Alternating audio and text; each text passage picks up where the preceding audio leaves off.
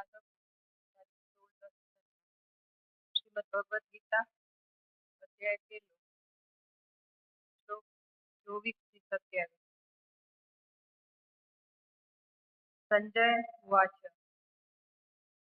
એવમુક્ત ઋષિકેશ ગુડાકેશેન ભારત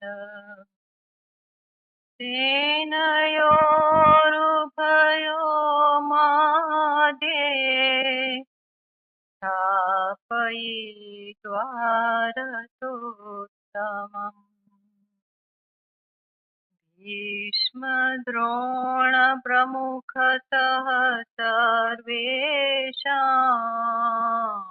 च महीक्षिताम् उवाच पार्थ पश्यैतान् समवेतान् कुरु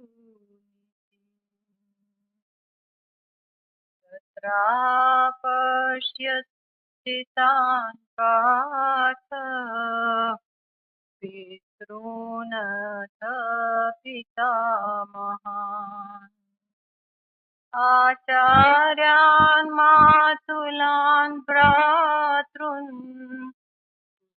पुत्रान् पौत्रान् सखीन् तथा श्वशूरान् सुहृदयश्चैव सेनयोरुभयोरपि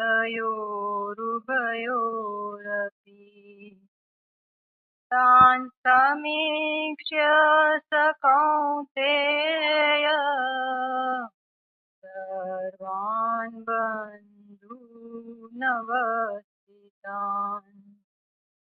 कृपया पराविष्टो विषीदन् इदम् अब्रवीत् द्रष्टवेमं स्वजनं कृष्ण युयुत्सुं समुपस्थितम्.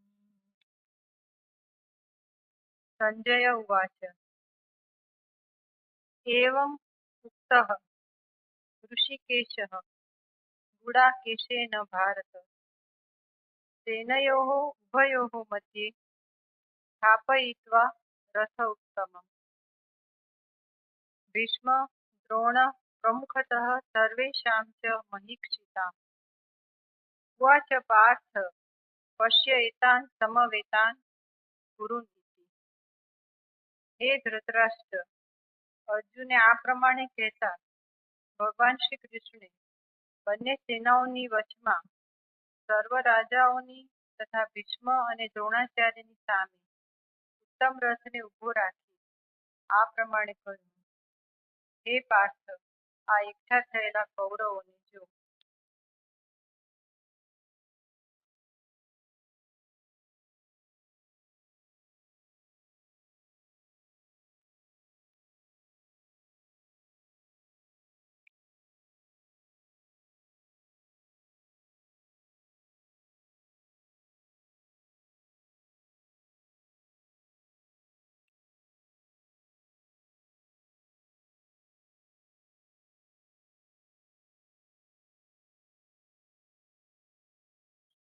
एवं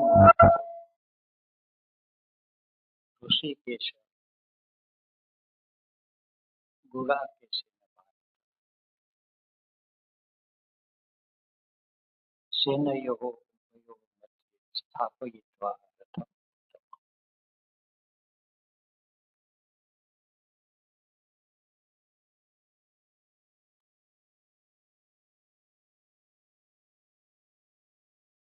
ઋષિકેશ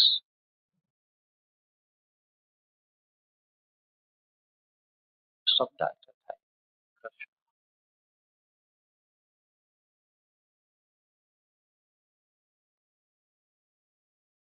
પણ ઇન્દ્રિયોનો સ્વામી, જેણે ઇન્દ્રિયોને જીતી લીધી છે, જાણી લીધી છે, એ ઋષિકેશ. ગુડાકેશ એટલે અર્જુન, ગુડાકેશ એટલે જેને નિદ્રાને જીતી લીધી છે તે અર્જુન. ભીતરની અંદર ધૃતરાષ્ટ્ર, દુર્યોધન, ભીષ્મ, દ્રોણ આ બધી સત્તા છે, પણ અર્જુનને પ્રગટ થવાની વાત છે. આપણા ભીતરમાં અર્જુન જો પ્રગટ થાય પછી ગીતાનો અવતર. અર્જુન એટલે ચિત્તની એ દશા કે જે લાગણી સભર છે અને છતાં જાગૃત છે. હવે અવેરનેસનો જાગૃતિનો પ્રારંભ થાય છે. અર્જુન જ્યારે ધનુષ્ય બાણ હાથમાં ઉપાડે છે કે મારે કોની સામે લડવાનું છે, એનો અર્થ એ થયો કે હવે એ અંતરાત્મામાં ધ્યાન અવસ્થામાં જવાને માટે આતુર છે. આપણું ચિત્ત જ્યાં સુધી બહાર ભટકે છે ત્યાં સુધી ધૃતરાષ્ટ્ર પ્રગટ થાય, દુર્યોધન પ્રગટ થાય, ક્યારેક ક્યારેક ભીષ્મ પ્રગટ થાય, એ દ્રોણ થાય. પણ અર્જુન તો ત્યારે પ્રગટ થાય કે જ્યારે ચિત્ત છે એ અંતર્મુખ બને ત્યારે. હવે અવેરનેસ આવી ગઈ, ગુડાકેશ. અવેરનેસ આવ્યા પછી એને ઋષિકેશ, ઋષિકેશ એટલે ઇન્દ્રિયનો સ્વામી.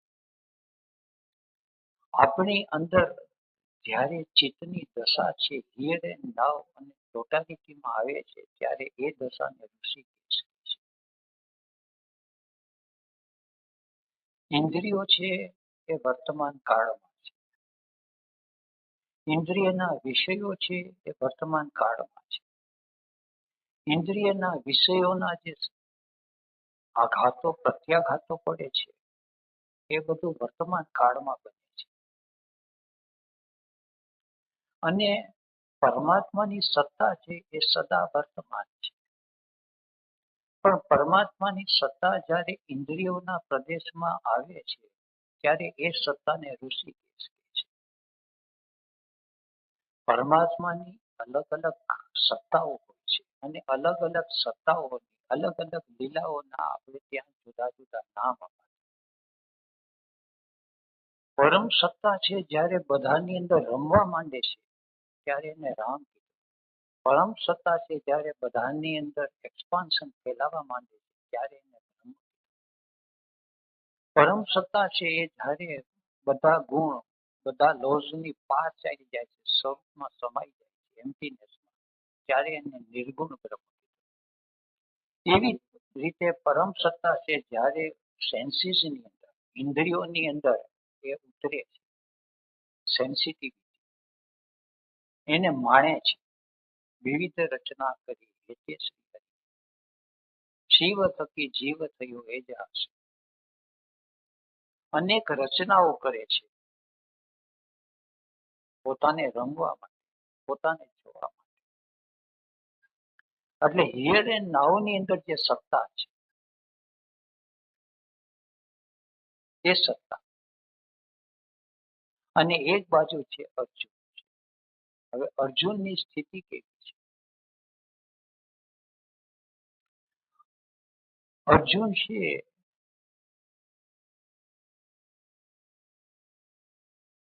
એ હિયર એન્ડ નાઉ ની અંદર રહી શકે નહીં, રહી શકતો નથી. તે જાગ્રત છે પણ લાગણીના સંબંધથી એ બંધાયેલો છે, ઘેરાયેલો છે. હવે લાગણીના સંબંધો જે છે એ થોડી અટપટી વાત છે. સંબંધો બે પ્રકારના છે અત્યારે આપણે માટે. એક લોહીના સંબંધ છે અને એક લાગણીના સંબંધ છે. લોહીના સંબંધ છે એ કાયદા અનુસાર મૂડી સંપત્તિના એના વહેંચણી થાય, ભાગ પડે. લાગણીના સંબંધો છે એની અંદર એક જુદા પ્રકારનો કાયદો કામ કરે. એની અંદર ગવર્મેન્ટનો કાયદો કામ કરે. કોની સાથે લાગણી બંધાઈ જાય છે એ ખબર.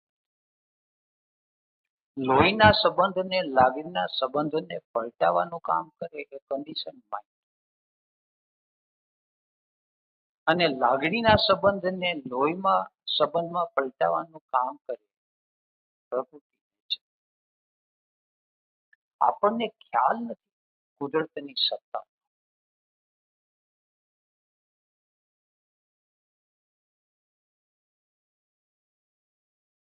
મનુષ્ય દેહ છે એ ઉત્ક્રાંતિને પામતો પામતો પ્રગટ થાય. ઉત્ક્રાંતિની દશામાં છેલ્લે સુધી આવે છે પશુ સૃષ્ટિ. પશુ સૃષ્ટિ સુધી લોહીના સંબંધ છે, લાગણીના સંબંધ નથી. અને મનુષ્ય દેહ છે ત્યાં લાગણીના સંબંધ છે, લોહીના સંબંધ પાછળથી બને છે. પણ આપણે માત્ર સ્થૂળ શરીરને જુએ છે, લાગણીના સંબંધો શું છે એનો આપણને બોધ. ગુણાકેસર જ્યારે અંદર સભાનતા આવે છે ત્યારે હવે પોતાની લાગણીઓ જે છે, લાગણીના સંબંધો જે છે એને જોવાની શરૂઆત કરે છે. પણ શરૂઆત કઈ રીતે કરે છે? ત્યારે અર્જુન છે એ કૃષ્ણને કહે છે, અથવા ગુડાકેસર ઋષિકેશને કહે છે કે સેનયો ઉભયો મધ્યે સ્થાપયિત્વા રથમ ઉત્તમં. બંને સેનાની મધ્યની અંદર આ ઉત્તમ રથ છે એનું સ્થાપન કરે. રથની અંદર, રથ એટલે એમ્પ્ટી સ્પેસ જેની અંદર આપણે આસન રાખીને બેસીએ છીએ. પણ અંદર જીવનું આસન કયે ઠેકાણે છે? જીવનું આસન મોટે ભાગે તો આપણો જીવ છે એ આસન ધારીને બેસતો નથી. જીવ ભટકા કરે છે. ભટકવાના ઘણા કારણો છે. રાગ દ્વેષ તો મૂળમાં પડેલા જ છે. પણ રાગ દ્વેષ પણ એક કન્ડિશન માઇન્ડને કારણે મકાન, મિલકત, છૈયા, છોકરા, ચીજ વસ્તુ એ બધાની અંદર ચોટેલો જીવ છે. એટલે જીવ છે એ નિરાંતે બેસી શકતો નથી. અર્જુન છે એ હવે એક બેઠો છે. બેઠો છે એનો અર્થ એ પોતાના એમ્પ્ટી સ્પેસ જે રથ છે, ઉત્તમ રથ છે, એની અંદર હવે લડવા માટે બેઠો છે. આપણે આંખ મીટીને બેસીએ છીએ ધ્યાન અવસ્થાની અંદર, ત્યારે શું કરીએ છીએ કે ખબર છે આપણને? બધા આંખ મીટીને બેસે ત્યારે આપણે આંખ મીટીને બેસીએ, મોટે ભાગે આપણે ડે ડ્રીમિંગમાં ચડી જાય, દીવા સ્વપ્નમાં વિચારે ચડી જાય. અને વિચારેથી જયારે ચડીએ પછી થોડી વાર અંતર ગુરુનું સ્મરણ કરીએ, પરમાત્માનું સ્મરણ કરીએ, અથવા ક્યારેક ક્યારેક શ્વાસને જોઈએ, બે ચાર શ્વાસ દેખાય, પાછા ડ્રિફ્ટિંગ થઈ જાય, વિચારે ચડી જાય. તો આ સ્થિતિ છે એ જે અર્જુનની નથી. અર્જુનની સ્થિતિ છે એ અંદર છે, અવેર થઈ ગયો, ગુડાકેશ, જાગૃત થઈ ગયો. અને પોતાના ભીતરની અંદર બે સેના જે ઉભેલી છે એ એકી સાથે જીવે છે. ઓસ્પેન્સ્કીનું એક મહાવાક્ય છે કે ટુ કોન્ટ્રાડિક્ટરી ફીલિંગ્સ, બે તદ્દન વિરોધી લાગણીઓ એકી સાથે અનુભવમાં આવે, એકી સાથે જોવામાં આવે, એ વખતે કોન્શિયન્સનો જન્મ થાય છે. એ વખતે અંતર પ્રજ્ઞાનો જન્મ થાય છે. તે પહેલા કોન્શિયસ ઉઘડતું નથી. પણ આપણી અંદર બંને વિરોધી લાગણીઓ છે એનો પણ આપણને ખ્યાલ છે. અને એ ખ્યાલ આવે છે આપણને ક્યારેક ક્યારેક, ક્યારેક કોઈ સ્ત્રી પ્રત્યે કે કોઈ પુરુષ પ્રત્યે, કોઈ બાળ બચ્ચા પ્રત્યે અતિશય ભાવ અને લાગણી હોય એ આપણને દેખાય કે મારો જીવ આમાં બહુ છૂટેલો છે, એટલું આપણને દેખાય. પણ ક્યારેક એવું બને છે કે તદ્દન જ એ લાગણી છે એ અચેતનમાં ચાલી જાય અને જુદા પ્રકારની લાગણી ઊભી થાય. ત્યારે એમ થઈ જાય કે જેને આપણે અતિશય પ્રેમ કર્યો છે એનું ક્યારેક ખૂન કરવાની ઈચ્છા કે તો લોહી પી જાય છે એને હું મારી. જેને અતિશય રાગથી ગળે લગાડીએ છીએ એટલા જ દ્વેષથી એનું ગળું દાબવાની અંદર આપણી અંદર એક લાગણી જન્મે છે. આ અનુભવમાં આવે. સંસારની અંદર જો આ ખ્યાલ આવે તો સમજો કે કોન્શિયસ ઉઘાડવાનો પ્રારંભ થાય. પણ મોટે ભાગે સંસારના માણસો છે એ કોઈ ચેતન મનની અંદર જે લાગણીનો ઉભરો આવ્યો હોય એ લાગણીમાં તણાવ, ક્યારેક ઉભરો આવે ત્યારે એકદમ ભેટી પડે, એને માટે ન્યોછાવર થઈ જાય, ઓવારણા ઉતારે અને ઉભરો સમી જાય અને જ્યારે બીજા પ્રકારની લાગણી ઊભી થાય પછી એનું મોઢું નથી, પછી જવા. અને આ ખેલ ચાલ્યા કરે. જે ભાંડડા સાથે બચપણમાં રમ્યા હોય એ ભાંડડાની સામે કોર્ટે ચડી જાય. જે માતા પિતાને ખોળે વિછરા હોય એ માતા પિતાના અનાદર થતા. જે સ્ત્રીના કે પુરુષની અંદર અમુક સમય સુધી આકર્ષણથી પ્રેમમાં પડ્યા હોય એ સ્ત્રી અને પુરુષના આકર્ષણ ખતમ થાય ત્યારે એટલા દ્વેષથી ભરાય જાય. આ એક જ ઉર્જા છે, એનો જુદો જુદો ખેલ છે. એ જ મહાભારતની કથાનું રહસ્ય છે કે એક જ પંડમાંથી બે એનર્જી પ્રગટ થઈ. એકનું સૈન્ય કૌરવનું થયું ને બીજાનું સૈન્ય પાંડવ. એકની અંદર પોઝિટિવ લાગણીઓ, પોઝિટિવ ઇમોશન્સ અને બીજાની અંદર નેગેટિવ લાગણીઓ, નેગેટિવ ઇમોશન્સ, નેગેટિવ ફિલિંગ્સ. પણ આ બંને સેનાની મધ્યની અંદર આપણે આપણું હોવાપણું છે. આપણે વચમાં હોઈએ અને બંને લાગણીઓ છે એકી સાથે આપણને દેખાય. સામે જે કોઈ વ્યક્તિ આવે, હવે કેટલા પ્રકારની વ્યક્તિ આવે છે, કઈ રીતે આવે છે એનું વર્ણન બધું હવે આવે છે. પણ સેનાની મધ્યની અંદર એક આપણું હોવાપણું છે, ત્યાંથી ધ્યાન અવસ્થાની અથવા સાધનાની તૈયારી. પછી ભગવદ્ ગીતાનો અવતરણ. અત્યારે ઋષિકેશ છે, હજી એ ભગવાન છે એ હવે પ્રગટ થશે. અત્યારે કૃષ્ણ છે એ અર્જુનનો સારથી છે. અર્જુનને એના પ્રત્યે સખાનો ભાવ છે અને એ પણ જે સખાનો ભાવ છે એ ભાવ પણ લોહીના સંબંધ અને લાગણીના સંબંધથી વિકસાવેલો સખાનો ભાવ છે. હજી અંદર જાગૃતિ આવવી બાકી છે. પણ અત્યારે આ સ્થિતિ આવી, ધીરે ધીરે ભગવદ્ ગીતાની યાત્રા શરૂ થાય છે. એવ મુક્તો ઋષિકેશ ગુડાકેશેન ભારત સ્થાપયિત્વા રથમ સેનયો ઉભયો મધ્યે. બંને સૈન્યની વચમાં મારા રથને રાખો. અગાઉ કહી દીધું. અને કૃષ્ણ છે હીરે નાવ જે રહે છે, જે ચેતના એ રથને દઈ અને કયે ઠેકાણે રાખે છે. કારણ કે એક ઇન્ટેલિજન્સ છે, સુપર ઇન્ટેલિજન્સ. આપણે કઈ ને કઈ રાખીએ એક જુદી વાત છે. કૃષ્ણ છે રથને રાખી છે કયે.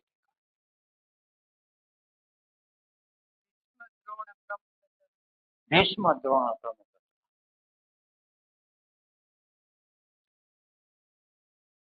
આપણો જે આઈડેન્ટિફિકેશન જ્યાં વધુમાં વધુ છે એ બે ઠેકાણે છે, પ્રાઇડ એન્ડ વેનિટી. આપણને ખ્યાલ નથી આપણા ભીતરની અંદર ભીષ્મની સત્તા અને દ્રોણની સત્તા, આ બે સત્તા છે અતિશય મુખ્ય સત્તા છે. મેં જે કંઈ કર્યું છે, મેં આ ખેતરવાડી બનાવી, મેં આ ફેક્ટરી નાખી, મેં આટલો ધંધો વિકસાવ્યો, અને દરેકની અંદરનો મેં છે એ પોતપોતાની રીતે પાવરફુલ છે. પછી નાની ઝૂંપડી બાંધી હોય એનો હું અને મોટો બંગલો બાંધ્યો હોય એનો હું, એમાં કોઈ ભેદ નથી. ક્વોલિટી એક સરખી છે. અને એને જે કંઈ કામ કર્યું હોય, conscious part of moving centre અને આઈડેન્ટિફિકેશન, પોતે જે કંઈ સર્જન કર્યું હોય, કળા કારીગરી બનાવી હોય, આ મેં મારી જાતે હાથ દેખરેખ નીચે કર્યું છે, અને આપણે કરેલું હોય છે એની સાથે આપણો જીવ સૌથી વધુ ચોટેલો હોય છે. એમાંથી જાગવું એ તો બહુ મુશ્કેલ કામ છે. જ્યારે અનુભવ એવો થાય છે, આપણે નાની એવી ઝૂંપડી બનાવી હોય ને એ ઝૂંપડીને કોક પાડે, બીજાએ બંગલો બંધાવ્યો હોય અને બંગલાને કોઈ તોડફોડ કરી નાખે, કોઈ ખેતરવાડી તૈયાર વેચાતી લીધી હોય અને એને ખેડી નાખવી હોય તો વાંધો નહીં, પણ આપણે નાનો એવો છોડ વાવ્યો હોય એને કોક ઉખાડી નાખે તો પીડા થાય છે. આ અનુભવમાં આવે છે. આપણો જીવ જે ઠેકાણે બંધાય છે, જે ઠેકાણે બંધાઈ ગયો એ ઠેકાણે બે સત્તા ઉત્પન્ન થાય છે, ભીષ્મની અને દ્રોણ. ગુરુજીની ભાષામાં એને પ્રાઇડ અને વેનિટી. આપણી અંદર એ બે છે, બંનેની સાથે આપણે જે કંઈ કર્યું છે અને આપણે જે કંઈ ભોગવ્યું છે એ બંનેની સાથે આપણું આઈડેન્ટિફિકેશન થઈ જાય છે. આ અનુભવમાં આવે. અને ક્યાં જીવ જે જોઈતો છે અને આઈડેન્ટિફાઈ થયો છે ત્યાં છે આ ડિવાઇન ફ્રેગમેન્ટ ઋષિકેશ છે લાવીને રથને ઉભો રાખી કે આ છે, આમાંથી જીવ છૂટે છે. કુદરત છે એ તો એનો ખેલ એ કર્યા જ કરે છે. એને જરૂર પડે તો બંગલા ઉડાડી દે, જરૂર પડે તો ઝૂંપડી રાખે, જરૂર પડે તો રાજના રાજ છે. અશોકે સામ્રાજ્ય ઉભું કર્યું, નેપોલિયને ઉભું કર્યું, અકબરે ઉભું કર્યું, અને છેલ્લે છેલ્લે અંગ્રેજોએ ઉભું કર્યું. ખલાસ કરવું હોય તો ખલાસ કરે, મોટા સામ્રાજ્યોને ખલાસ કરી નાખે છે. એ કાળની મહાસત્તા છે. ત્યારે અર્જુને એની સામે લાવીને ઉભો રાખ્યો, જે મુખ્ય બે છે એની સામે રથને ઉભો રાખ્યો. ભીષ્મ દ્રોણ પ્રમુખતઃ સર્વેષાં ચ મહીક્ષિતાઃ. સર્વેષાં ચ મહીક્ષિતાઃ. આ બે મુખ્ય હતા, પ્રાઇડ અને વેનિટી. અને એની સાથે સાથે બીજા જે બધા હતા, બધા મહારથીઓ હતા. મુખ્ય તો આપણે જે કર્યું છે ને ભોગવ્યું છે એમાં સૌથી મોટો જીવ ચોટે એનું આઈડેન્ટિફિકેશન. પ્રાઇડ અને વેનિટી સાથે આઈડેન્ટિફિકેશન છે, પણ ઘણાની સાથે એટેચમેન્ટ છે. ઝૂંપડી બનાવી હોય કે બંગલો બનાવ્યો હોય પણ એની અંદર ફર્નિચર આપણે વસાવ્યું, આપણે દીવાનખાનાના પડદા કર્યા, ગાદલા ગોદડા વસાવ્યા, કપડા લતા કર્યા, રસોડું બનાવ્યું, અને આ જે કંઈ આપણે કર્યું છે એ બધાની સાથે આપણો જીવ ચોટેલો છે. આપણો જીવ ચોટેલો છે એનો અર્થ છે કે આપણું કોન્શિયસનેસ અને એટેન્શન, ચિત્ત અને ચૈતન્ય એની આસપાસ જ ભૂમિમાં કરે છે.